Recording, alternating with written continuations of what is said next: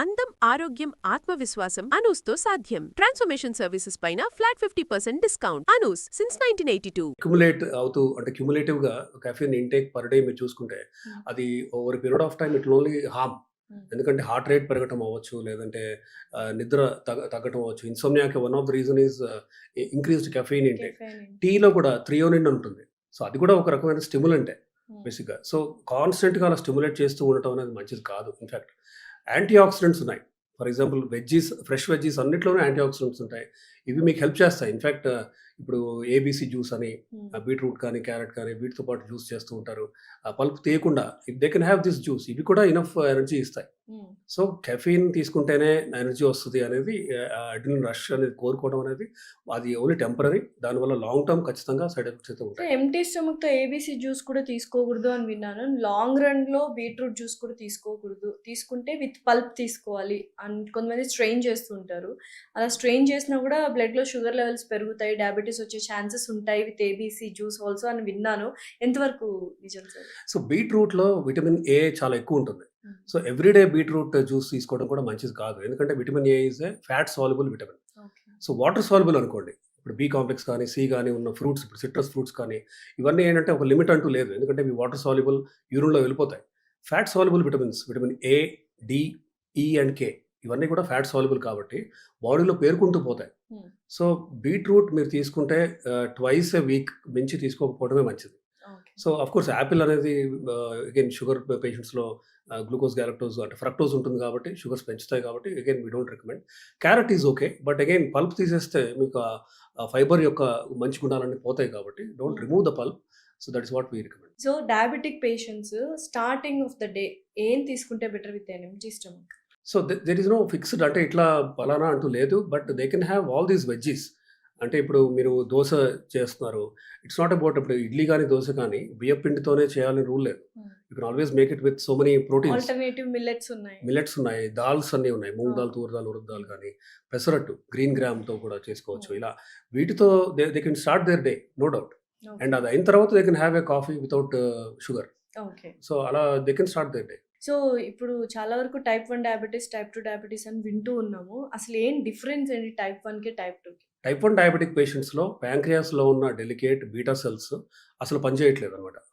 Okay. So beta cells నుంచి insulin secretion జరుగుతుంది. మనం తిన్న ఫుడ్‌కి ఒక రెస్పాన్స్ లాగా. బట్ ఇమాజిన్ అంటే అసలు బీటా సెల్స్ నుంచి ఇన్సులిన్ సెక్రీషన్ ఇస్ జీరో అన్నప్పుడు టైప్ 1 డయాబెటిస్ అని అంటాం. We label it. ఇది ఎందుకొస్తుంది? It's an autoimmune phenomenon. ఒక బ్యాక్టీరియల్ ఇన్ఫెక్షన్ అవ్వచ్చు, వైరల్ ఇన్ఫెక్షన్ అవ్వచ్చు, పేగుల్లో వచ్చింది అవ్వచ్చు. వీటికి బాడీ నార్మల్‌గా వీటిని బయటికి పారదోలడానికి యాంటీబాడీస్ ప్రొడ్యూస్ అవుతాయి. ఈ యాంటీబాడీస్ వైరస్, బ్యాక్టీరియాని బయటికి పంపడంతో పాటు సొంత బీటా సెల్స్‌ని అటాక్ చేస్తే బీటా సెల్స్ నశిస్తాయి కాబట్టి వచ్చే కండిషనే టైప్ 1 డయాబెటిస్. కాబట్టి వీళ్ళకి 3 times or 4 times per day insulin ఇవ్వాల్సిందే.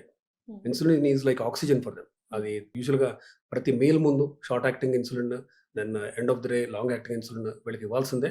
కొత్తగా పంప్స్ వచ్చాయి, ఇన్సులిన్ పంప్ అని.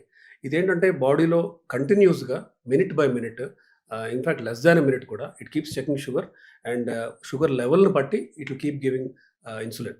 ఎంత ఇన్సులిన్ ఇవ్వాలో ఈ పంప్ డిసైడ్ చేస్తుంది. So pumps will help type 1 diabetic patients.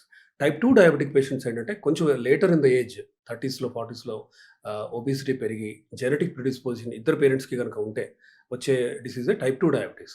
Type 2 diabetes diagnosis టైంలోనే యూజువల్‌గా 50% బీటా సెల్స్ పనిచేయట్లేదు.